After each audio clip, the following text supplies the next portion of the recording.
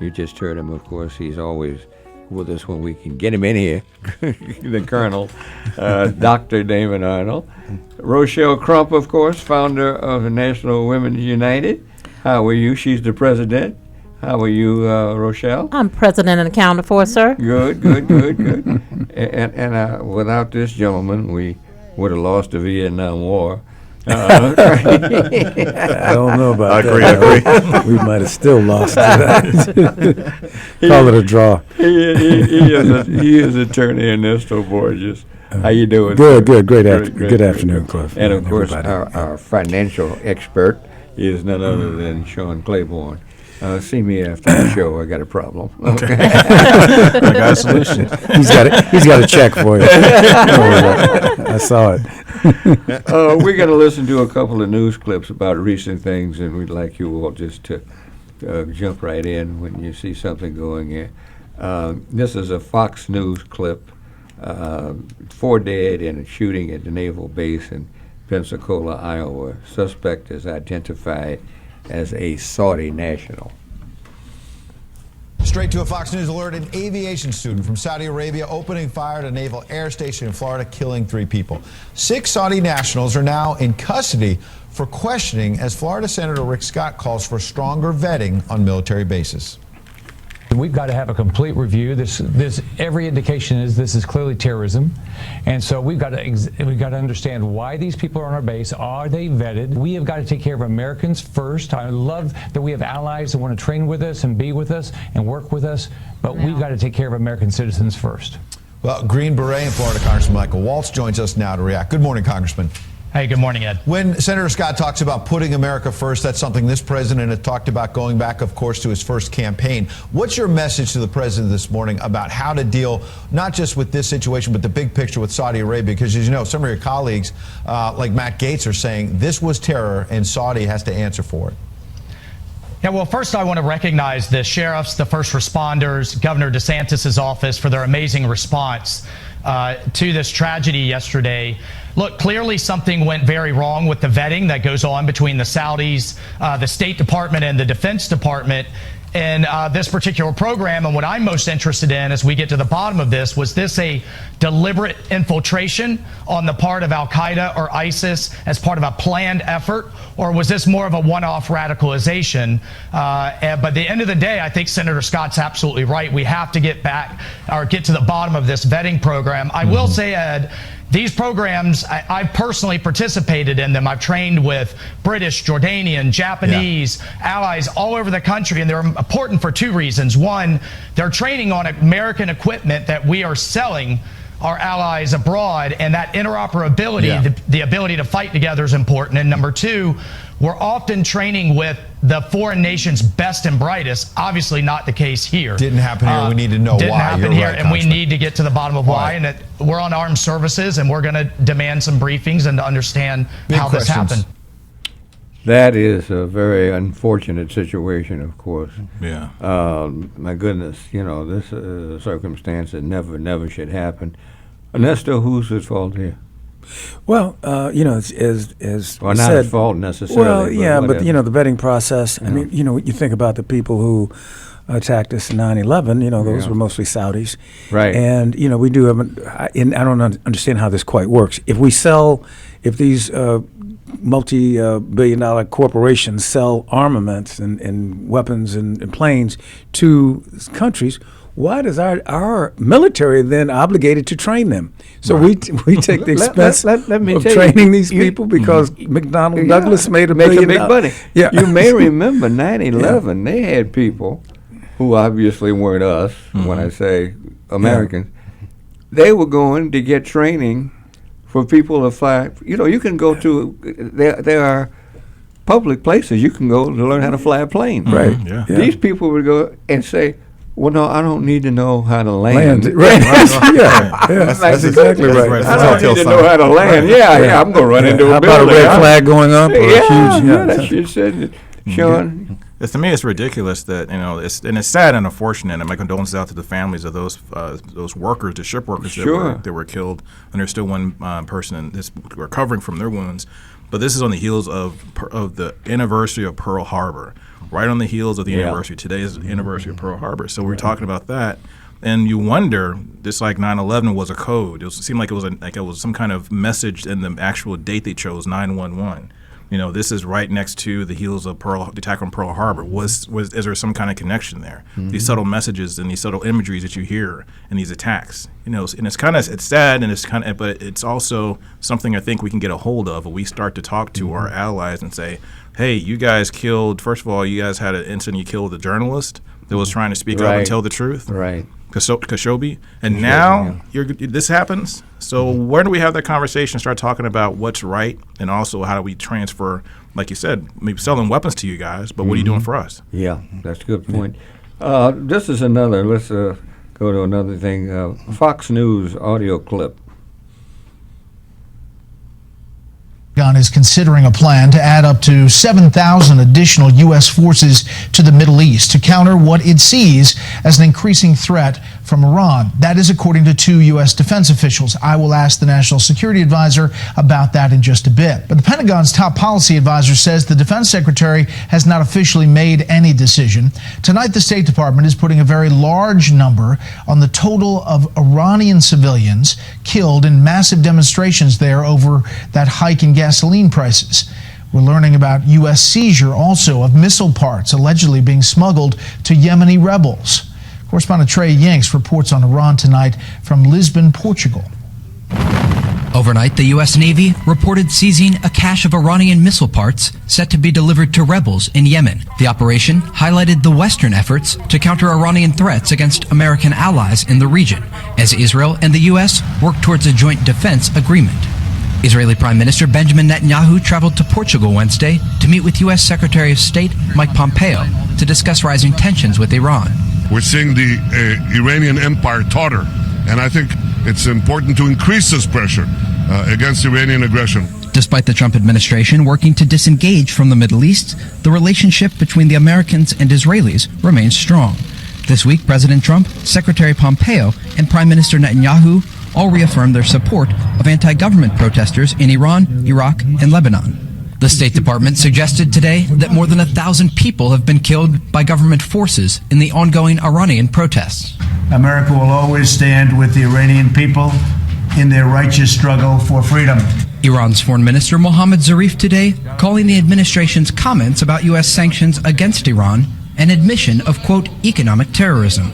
As the region slides towards a larger conflict, Iranian President Hassan Rouhani is leaving the door open to negotiations. We haven't closed the windows of negotiations. If they are ready to lift the sanctions, we are ready to talk and negotiate, even at the level of heads of the 5+1 heads of countries. And we have clearly declared that before. A new report today says that Iran is building a missile stockpile in Iraq that could threaten Saudi Arabia, Israel, and U.S. troops in the region. Overnight airstrikes targeted a separate weapons stockpile in eastern Syria. When asked whether or not Israel was behind those strikes, Prime Minister Benjamin Netanyahu told Fox he doesn't comment on those types of questions. That's something. He's having problems running his country right now. Thank goodness for that. I tell you, Rochelle, what do you think about this? About sending 7,000 additional forces to the Middle East? I think it's very a complicated decision. You know, I'm not convinced yet that those that are in leadership really have a handle on what's going on. And I just don't believe that those who think it's okay to send them, others think they're not. You know, so where does that lie for those who don't really or are not really engaged in making those decisions? I don't really believe that they are, let me just say, because I don't want to be disrespectful either, you know, it's just a bad situation with the leadership that we have now. That's what I'm going to say. I think that's very nice. That's what I'm saying. That's all I'm going to say about that. That's very nice. By the way, if you'd like to add on to her comment, our call-in number is 312-374-8130. Let me say something, Cliff. Yeah, sure. I think that Because I'm concerned about what happened with the Kurds and us pulling out, and then you're filling this vacuum with Russian troops and Syrian troops, and I think that we have bases all over the world. I mean, we have people in Hiroshima, Nagasaki. We have naval ships all over the world. We have ports all over the world. We're in South Korea, still Germany, and I don't see a problem. Because I think we should have a presence there, because Putin, if you leave it, if you just open the door, Putin is going to come in, and I think you can't evacuate places like that. You have to have a presence there. Yeah, it's important. I mean, it's an important part. No, of the I don't world. have a problem with that at all. Yeah, nobody's fighting, an active where American troops are being killed in masses like in Vietnam, 300 a week. Yeah, that's a different issue completely. Yeah, but Chris, I think both of them are right. In one perspective, they're both right, and it's just that we have to have a coherent plan, and we can't keep backing up. And like with the Kurds, we destroyed a trust. When I was in Iraq, I worked with the Kurds, with the Kurdish general in particular, and I always thought once that happened, what happened to that person that I was working with, that we were building trust with? Right. The thing, you are so right on that, and I think we all remember the U.S. Embassy in Vietnam. Right. Remember that? Right. When people climbing on the last helicopter. We left them over there. That's right. After the South Vietnamese deserted them. And that's right.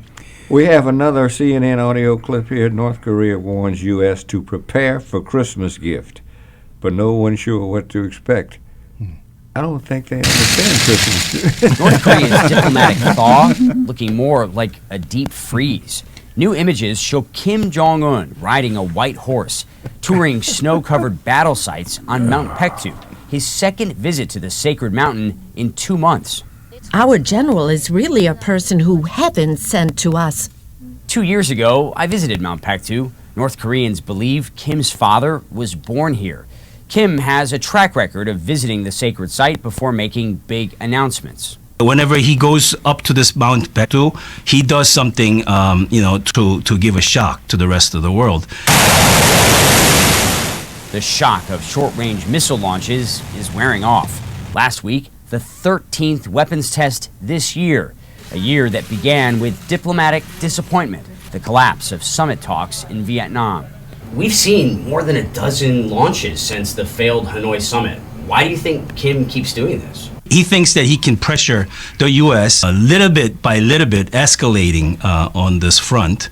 Those escalations don't seem to faze U.S. President Donald Trump. Like sending rockets up, doesn't he? That's why I call him Rocket Man.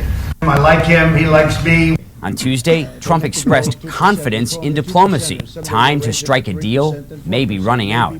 North Korea gave the U.S. an ultimatum, a breakthrough by the end of the year. That's less than a month away.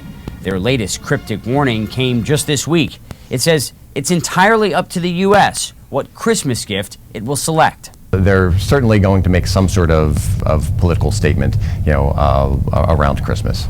Even President Trump's point man on North Korea admits the new year, they will be met with fire and fury, could revive old tensions. I can imagine that we could see a possibility of going back to some of the more provocative steps that preceded the start of this diplomacy to begin with. Provocative steps that could include nuclear and long-range missile testing. President Trump's 3 face-to-face meetings with Kim failed to resolve the most sensitive issue, sanctions. That is frightening. Who's a basketball player who's Dennis Rodman. Rodman. Yeah, we need Rodman over there. He had to go back and play some ball. Peacemaker. Yeah, he had a peacemaker. That's. But the thing is, Cliff, is that this is not the first time that he's made threats on holidays. Kim Jong-un tends to do. He did one on Thanksgiving. He did one on 4th of July, Independence Day. Right. That's his MO. So chances are it's going to be another missile launch, this present, this gift, whatever, or it could be something more substantial. Who knows? I mean, but you have to look at what he's dealing with, and also the policy of this administration is always about sanctions. Sanctions is his number one go-to weapon to try to squeeze somebody into doing what he wants them to do. So he's got sanctions on. He's got a trade embargo on China. He's got sanctions on Iran. He's got sanctions on North Korea. But the thing is, it backs you into a corner and makes you get desperate. when you start putting these sanctions on, because your people start to feel the pressure, and they start calling for regime change. When they don't get their bills, when they can't pay their bills and can't heat their houses and feed their children, now they're talking about regime change, which could backfire or it could work. You know, it could be it could be crazy or crazy like a fox. We haven't seen it. We don't know yet. Yeah. So. Yeah, excellent point. Yeah. But Cliff, I think also one of the things that we have to realize is that we are now in a political environment where you can say anything you want to say, do anything you want to do, show it on TV, on chat rooms, on all kinds of stuff, and no political consequence for it. And what we have to get back to is that when you say something, that you have a social consequence for it. And we have moved so far away from that because of all the rhetoric that everyone keeps throwing around. You know, it could be looked upon as both political parties, people saying things and not realizing what the social consequences for what they're saying are. And these countries, a lot of them have been, been adept to that now, or attuned to that kind of way of doing things because of the way that we're handling our government. And so we have to really, put this into perspective and say this is another madman who was a dictator who's just espousing stuff off like Putin does. Yeah, and now he's riding a horse like Putin. You know what? He's got a white horse. White horse. That reminds me of, on a personal experience. I was in the Soviet, and I was being driven from the airport in Moscow into town, and I saw these huge tank traps. I saw these models, huge tank traps, and that's where they stopped the Germans. A lot of people don't know they were together on that, and the Germans had the best officers, which is why they tried to kill Hitler. Right. Yeah. A number of times. Yeah, exactly. But that was the only reason that worked. Including Rommel. Yeah. Right. Oh, yes, absolutely. Excellent comments. Here's another clip, CNN audio clip. Worry rises, this is what we were talking about, in military over Trump's decision making. Of course, we want to start by reminding everyone tens of thousands of U.S. troops around the world are eating their Thanksgiving meals far away from home on this day. And it's a bit of a contrast with the tensions that you see in the political arena here in Washington. Look, the military is a reflection of society. There are many troops, of course, that support the president. They support whatever president's in power. They believe President Trump is looking after them. But top commanders do have a sense of growing unease. It's been building for months, and it has really come to a head over the question of the president intervening in these war crimes cases, because there's a strong feeling in the top levels of the U.S. military that the chain of command, that military justice must remain apolitical, that is, free from political influence by anybody, that the military must look after its own discipline. The fired Navy Secretary Richard Spencer really honed in on one of the points that we continue to hear about the president's intervention, writing in the Washington Post about all of that and calling it, and let me just read it to everybody, shocking and unprecedented. It was also a reminder that the president has very little understanding of what it means to be in the military, to fight ethically, or to be governed by a uniform set of rules and practices. And that's really the point here, that many top commanders think that a president really should not intervene solely on the basis of political influence, and there is a growing belief that that is exactly what President Trump did. I could make a response with that, but my my executive producer would have a fit, because we're a 501c. I got a whole lot I can say about that. But you know, when you're in basic training, they teach you the Uniform Code of Military Justice, and you learn certain rules that you go by. And when I was in Vietnam, my unit, My Lai Massacre, was getting Lieutenant Calic. Sure. And he put 100 people in a ditch and just shot them, men, women, children, everything, and that was absolutely wrong. And I think he spent a day or two in jail, and then they put him in house arrest, and I think Nixon or somebody pardoned him. Yeah. And that to me, wasn't right. Yeah. I mean, because he took agree. civilians and put them in he a was ditch totally and wrong on that. Yeah. killed them. And I went to My Lai, and it was not pretty. And those types of actions too also emboldens the terrorists and the type of war we're fighting today. The war we fight today is not a country against a country. It's pockets of regimes and ideologies we're fighting. And those types of things, when you start to do these types of these horrific things in other countries, we go there in a mission of trying to displace a dictator, Saddam Hussein, or get rid of Al Qaeda out of Afghanistan or Taliban out of Afghanistan, but then all of a sudden now we deal with these horrible things to the civilian population. Why would they want us back in their country again? Yeah, right. Yeah, but I think it goes deeper than that. Even Cliff, it's like the Uniform Code of Military Justice is put in place for a reason, and we have rules of engagement. We have different things, and the problem is that if we overturn that here. What's to stop someone else from overseas from overturning it there the same thing. and treating us the same way? Right, but they do that to us. Torturing us. Well, they do torture us. The movie that's coming out with the torturing. Guantanamo is still still there. Right, it's still there. Right. Nobody talks about it, but it's there. And he doesn't understand principles versus practices. You know, that's one of his problems also. Good point. This is a CNN audio clip. Trump's administration to cut the financial contribution to NATO.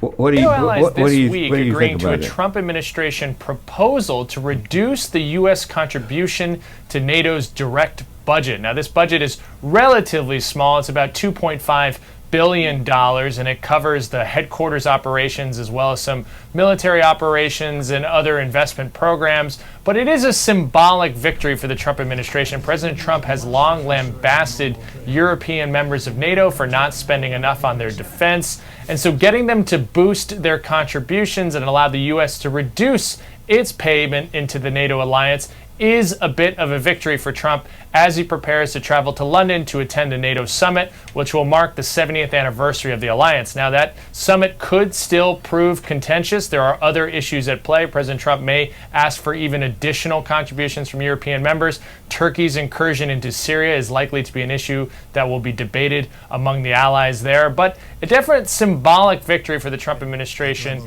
as it seeks to get European countries to pay more. The actual dollar amount, relatively minor. The U.S. had been paying about a quarter of NATO's budget. That will now go down to about 16%, we're told. But still a symbolic victory for the Trump administration on the eve of a major NATO summit. Sean, you're the one who always talks about money. That's the money, man. I mean, I can't really get mad at Trump for trying to get the other allies to step up their spending. Because first of all, they don't. This is 2% of they have to contribute of their GDP, which they're not even doing. But the thing is, you also have to understand. When this whole idea about NATO funding was put together, they basically, people we see, and I say, okay, we're going to chip in for a pizza, and I say we're going to split the bill. The pizza comes in, it's $10, we all put $2 in. They don't see it that way. They say, well, I got I have 50 cents. Is that good enough? Or I have $1. Is that good? No, it's supposed to be $2 per person. No, they want to put their 50 cents in, but not the $2. So why can't you put in the $2? If we're going to take the brunt and take the putting our forces in those regions to try to protect those boundaries and things that are more sensitive to you than us in the long run. But let me ask you this, though. And I agree that they should pay their fair share, but was his motivation to do that to appease Putin? Because Putin would like to destroy NATO. Oh, yeah, of course. So was he doing that as, it's kind of minor, and other people can pick up on it, but was it something to appease Putin to say, look, I cut the budget because I know you want to destroy NATO altogether?